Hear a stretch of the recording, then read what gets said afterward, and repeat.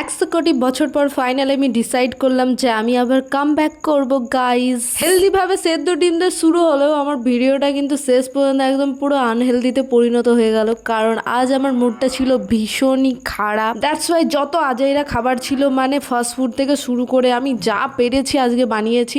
Chowmein খেয়ে গেছি, chowmein নিয়ে গেছি টিফিনে করে, তার উপর আবার সকাল সকাল ডিম টোস্ট বানিয়েও খেয়েছি। বাট এর মধ্যে একটা জিনিস ভালো হচ্ছে, সব কিছুর মধ্যে ভেজিস একদম ভোর ভোরকে দিয়েছি আমি। এই লোকেশনটা হচ্ছে আমাদের ইকোস্পেসে। এই গাছটা ইকোস্পেসে এত পরিমাণে আছে, আর তুমি যদি মাঝখানের রাস্তাটা দিয়ে হেঁটে যাও আর চারিপাশে এই ফুল গাছগুলো দেখে তোমার চোখ একদম পুরো মুগ্ধ হয়ে যাবে। বাস তুমি এই মুগ্ধতা নিয়েই আমি বাড়ি ফিরছিলাম গাইস। আর বাড়ি ফিরতে ফিরতে দেখো রাত হয়ে গেল।